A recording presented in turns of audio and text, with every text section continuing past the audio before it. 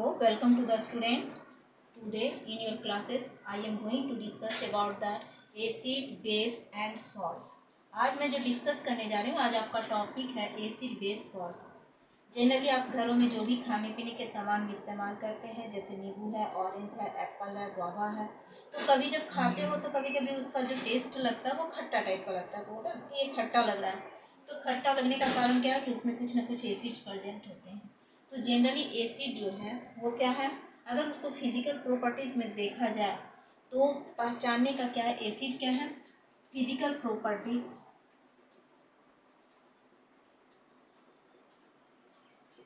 Physical properties of acid ये क्या है, पहला तो अगर गौर करोगे तो क्या होगा, सॉरिन टेस्ट, उसका टेस्ट कैसा होगा, खट्टा होगा। दूसरा क्या होगा, लिटमस पेपर को change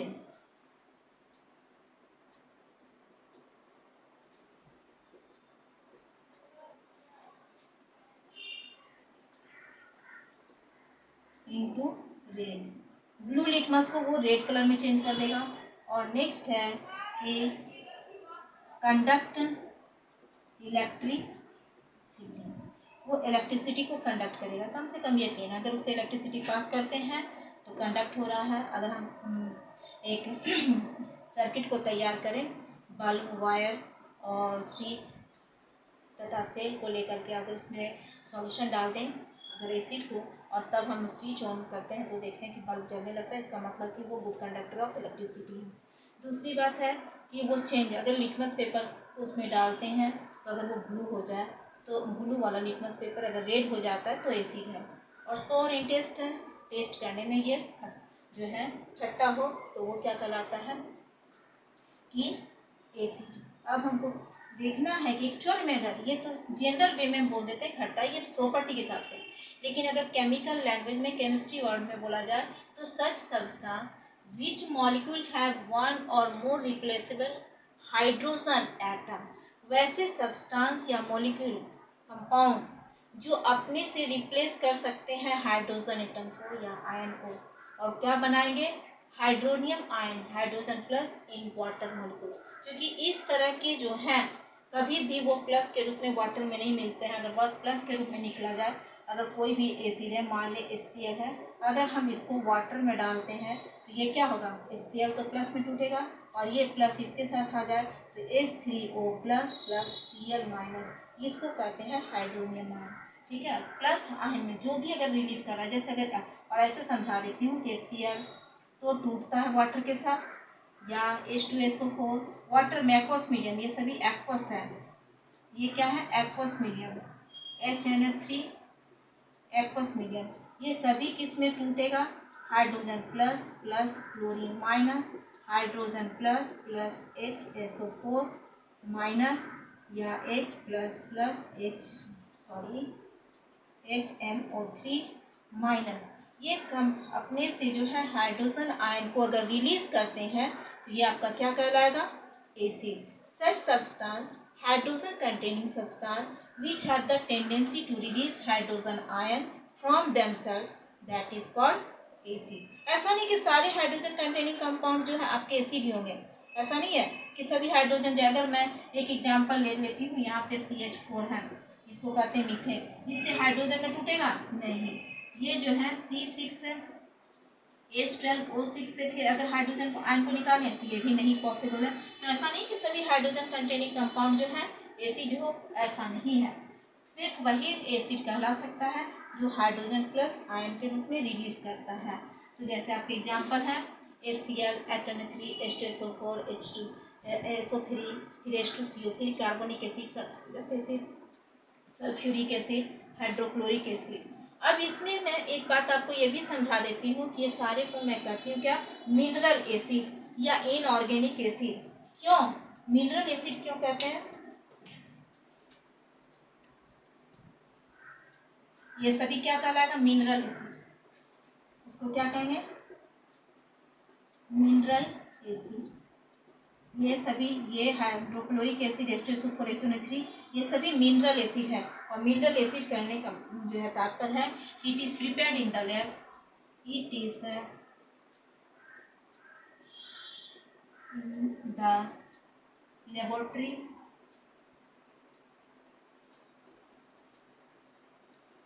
with the help of chemical is called mineral acid या और इनऑर्गेनिक एसिड इनऑर्गेनिक सब्सटेंस से बनाया जाता है। ऑर्गेनिक सब्सटेंस उसको कहते हैं कि such substance in which at least one carbon present, one carbon जो भी प्रेजेंट है वो ऑर्गेनिक सब्सटेंस है, लेकिन ये इसको इनऑर्गेनिक कहते हैं, इसमें कहीं भी कार्बन नहीं है, इसलिए इसको कहते हैं इनऑर्गेनिक सब्सटेंस। और जो इनऑर्गेनिक सब्सटेंस से जो एसिड बनाते हैं वो आपका क्या होगा, मिनरल एसिड। और ये मिनरल एसिड जो है बहुत ही स्ट्रांग होते हैं, स्ट्रांग एसिड होते हैं। हम इसको टेस्ट करके नहीं देख सकते, टेस्ट करने की भी कोशिश नहीं करते, क्योंकि ये कॉरोड इन नेचर, इसका नेचर कैसा है, कॉरोड। हमारे स्किन को ये जला सकते हैं, इसलिए हमको टेस्ट करके देखने की नहीं है। तो ये आपका जो है एसिड का डिफाइन है। लेकिन बेस के बारे में क्या कर सकते हैं कि such substance which make molecule, अभी तो मैंने आपको इस पे चर्चा किया एसिड के ऊपर, तो अब मैं बताने जा रही क्या, बेस है।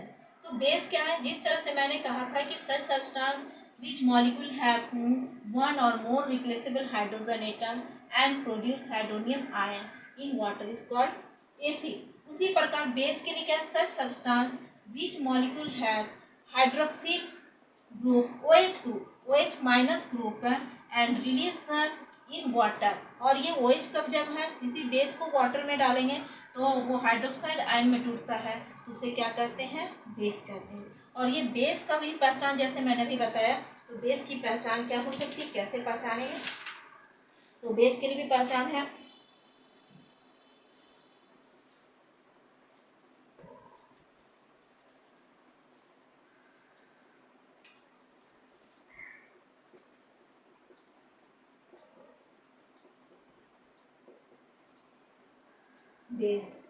बेस की फिजिकल प्रॉपर्टी क्या, जैसे वो सो टेस्ट था, इसका कैसा होगा, बीटर टेस्ट, बीटर टेस्ट होगा। और टच करने पे soppy in touch, soppy in touch, छूने पे ये सॉपी जैसा स्लिपरी लगेगा। और ये क्या कर सकता है, रेड लिटमस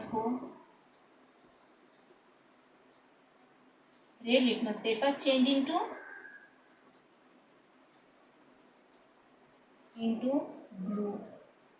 और ये भी क्या है, गुड कंडक्टर ऑफ इलेक्ट्रिसिटी, ये गुड कंडक्टर है।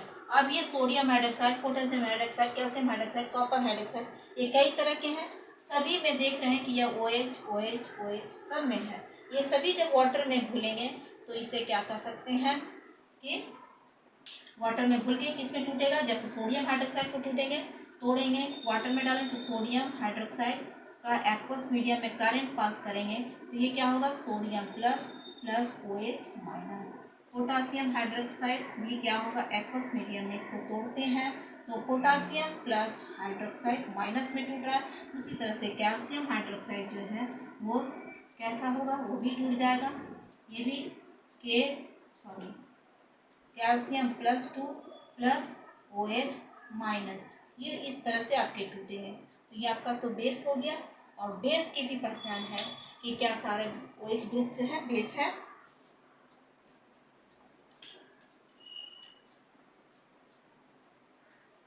तो ये अब आपका जो है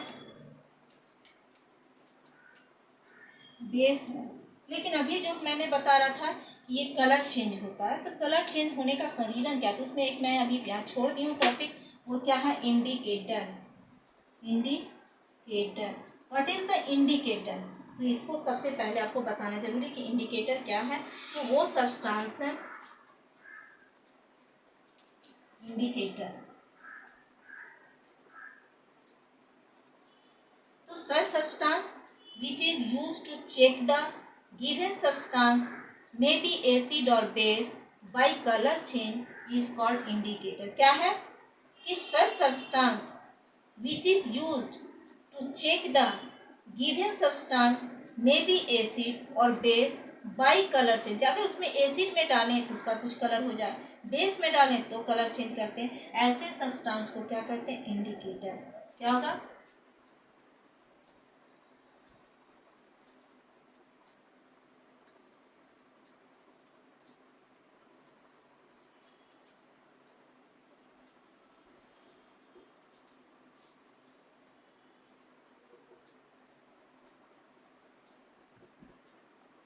given substance may be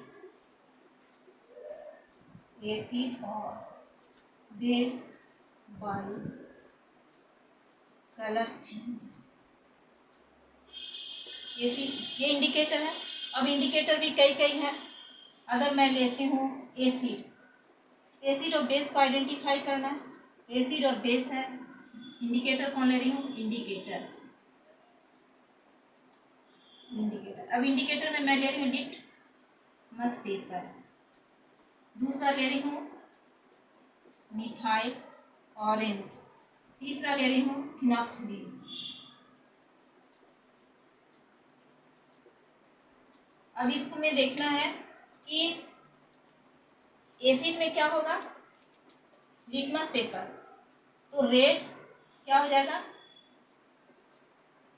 blue to red, litmus paper. और बेस में क्या होगा? रेड वाला जो है वो ब्लू में कन्वर्ट हो जाएगा। मिथाइल ऑरेंज एसिड में कैसा कलर हो जाएगा? रेड। और बेस में क्या हो जाएगा? येलो। और इसके बाद फिनोक्सिलिन का एसिड में क्या होगा? कलरलेस। और इसमें क्या हो जाएगा? इसका कलर पिंक। ये आपका जो है आपको आइडेंटिफाई करना है कि इंडिकेटर को, किस इंडिकेटर को कहाँ इस्तेमाल करें तो क्या होगा। लिटमस पेपर को अगर ब्लू लिटमस पेपर को एसिड में उसके एक्वस मीडियम में डालते, ड्राई रहा तो नहीं, एक्वस मीडियम या तो एसिड का हो या तो इसको हम एक्वस बना दें, तो तभी वो ब्लू जो है रेड में कन्वर्ट होगा या रेड ब्लू में कन्वर्ट होगा। मिथाइल ऑरेंज एसिड में रेड अगर कलर में चेंज हो जाए तो, और इसका चूंकि मिथाइल ऑरेंज का कलर ही कैसा होता है? ऑरेंज कलर का। अगर उसको एसिड में डालेंगे तो रेड हो जाए, तो समझ में आना चाहिए कि वो हमारा गिवन सॉल्यूशन क्या है? एसिड है। अगर बेस में डालते हैं तो अगर उसका ऑरेंज से येलो कलर में आ जाए, लाइट येलो में आ जाए, तो समझेंगे बेस है। फिनोक्सिलिन को अगर हम एसिड में डालते हैं तो कलरलेस का कलरलेस ही लिक्विड रहता है, तो मैं समझूंगी कि वो क्या है? एसिड सॉल्यूशन है। और बेस में डालते ही अगर उसका एक ही दो बूंद डालते ही उसका कलर पिंक हो गया तो समझ में आता है कि वो बेस है। तो ये आपका इंडिकेटर भी क्लियर हो गया। अब है आपका salt.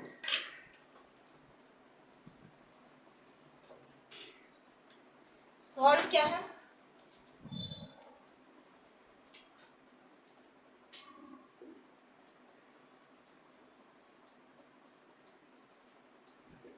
When acid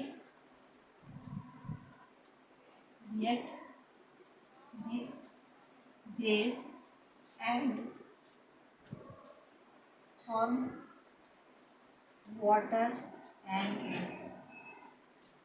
salt is called, क्या कहलाएगा? सॉल्ट का क्या? When acid react with acid and base then form water and salt, इसे कहते हैं सॉल्ट। तो एसिड को बेस के साथ रिएक्शन करवाएंगे, इसे सॉल्ट कहते हैं। And this reaction is called neutralisation reaction. इस रिएक्शन को क्या कहेंगे? जब एसिड को बेस के साथ रिएक्शन करवाते हैं तो सॉल्ट और वाटर होता है। फॉर्मूला वही है कि एसिड प्लस बेस बन जाएगा सॉल्ट प्लस वाटर। अब एसिड की जगह पे मान लो मैं लेती हूँ HCl प्लस बेस को लेती हूँ सोडियम हाइड्रोक्साइड, तो बनेगा Na प्लस Cl, क्या हो जाएगा? NaCl plus H2O। ये क्या हो गया? सॉल्ट और ये है वाटर। इस रिएक्शन को कहते हैं न्यूट्रलाइजेशन रिएक्शन। तो सॉल्ट भी कंप्लीट हो गया। अब केमिकल प्रॉपर्टीज ऑफ एसिड, तो केमिकल प्रॉपर्टीज को बताने जा रही हूँ।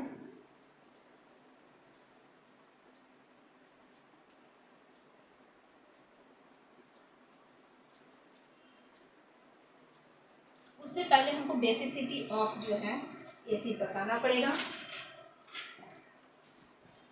ये टॉपिक मैं बता देती हूँ, basicity of acid.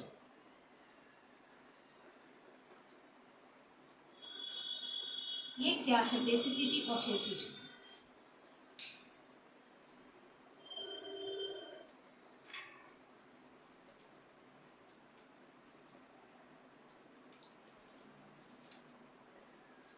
The total number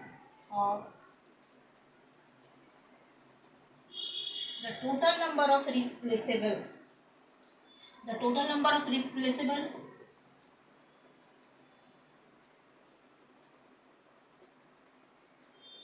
hydrogen atom from the acid. किसी भी एसिड से कितने से हाइड्रोजन एटम को हम निकाल सकते हैं, that is called their basicity. The total number of replaceable hydrogen atom from the acid is called basicity of acid. अब कैसे पता चलेगा कि कौन कितना निकाल रहा है?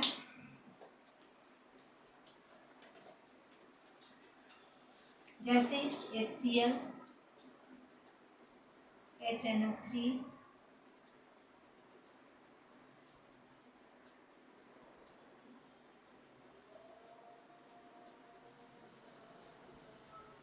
यहाँ पे क्या है H plus plus Cl minus H plus plus NO3 minus H plus plus NO2 minus H plus plus HSO4 minus H plus plus HSO3 minus. यहाँ तो मैंने क्या क्या कि कितने हैं ऐसे मैंने से की, लेकिन फिर इसको करेंगे तो फिर इससे निकल जाएगा। तो यहाँ पे ऐसा है, इसको हम यहाँ तो शो करें तो यहाँ पे बी है, फिर इसको करेंगे तो फिर इससे निकलेगा। तो इसको हटा देती हूँ। इसमें कितने टोटल है, चूंकि ये सभी एसिड है, इसमें नंबर ऑफ हाइड्रोजन एटम कितना है, नंबर ऑफ हाइड्रोजन एटम इसमें कितना 1, इसमें भी कितना 1, इसमें भी 1, इसमें 2, इसमें। तो इसकी बेसिसिटी कितनी होगी, हाइड्रोक्लोरिक में 1, नाइट्रस और नाइट्रिक में कितना 1, सल्फ्यूरस और सल्फ्यूरिक में कितना 2। तो ये कहला रहा है बेसिसिटी ऑफ एसिड। ओके, तो ये भी आपका कंप्लीट हो गया basicity. Nature of chemical properties.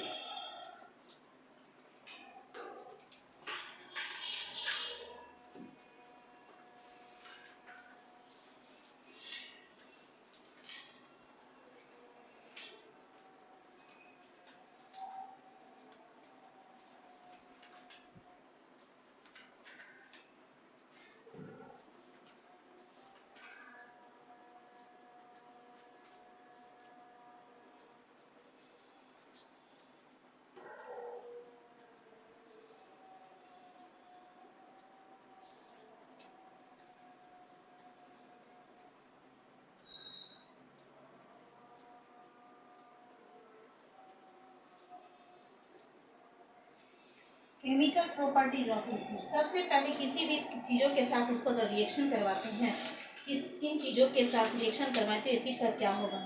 सबसे पहले जो है रिएक्शन, पहला क्या है, विथ मेटल। तो अगर हम एसिड लेते हैं और प्लस मेटल लेते हैं तो क्या बनेगा, सॉल्ट और प्लस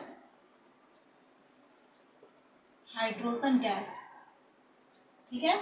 अब एसिड में मान लो कि मैं ले रही हूँ H2SO4 और प्लस मेटल को ले रही हूँ सोडियम, ये बन जाएगा Na2SO4 और प्लस हाइड्रोजन गैस, ये निकल जाएंगे।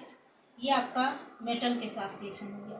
दूसरा कहना है मेटल के साथ तो हो गया, उसके बाद जो है वाटर, वाटर के साथ एसिड, फिर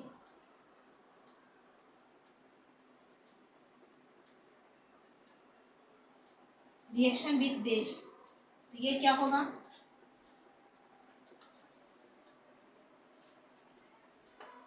तो सॉल्ट प्लस वाटर, एसिड है HCl और प्लस बेस है सोडियम हाइड्रोक्साइड, ये बना देगा आपका क्या, NaCl और प्लस H2O। ये रिएक्शन हो गया। यहाँ पे जब भी एसिड को बेस के साथ रिएक्शन करवाएंगे तो आपका क्या बनेगा, सॉल्ट और वाटर।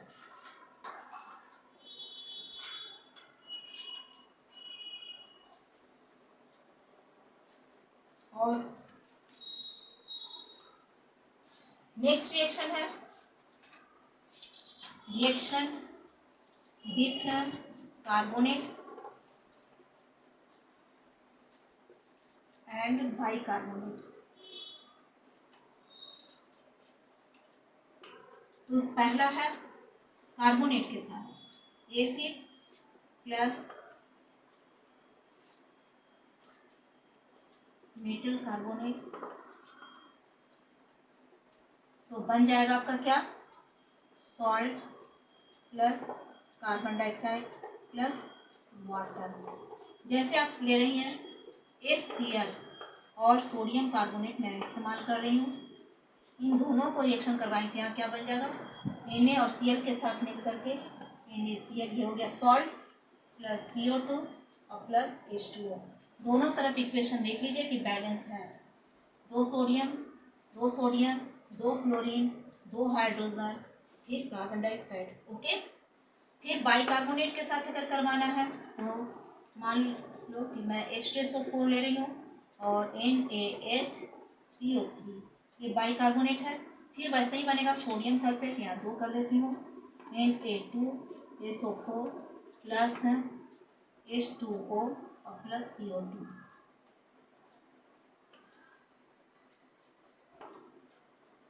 ये हो गया। उसके बाद आपका रिएक्शन आ रहा है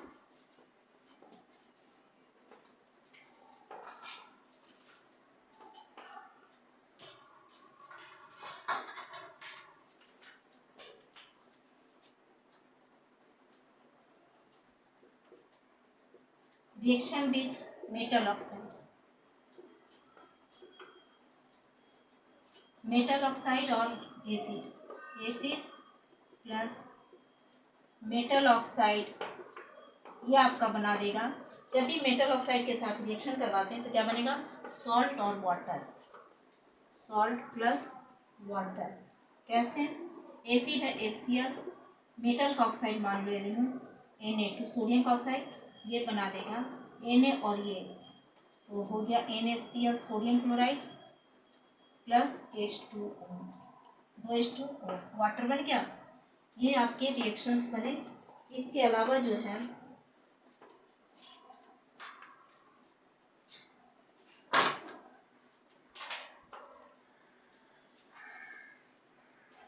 ये अब आपकी जो है केमिकल रिएक्टिविटी, ये अब आपकी कंप्लीट होती है। इस पे थोड़ा सा फोकस कीजिएगा।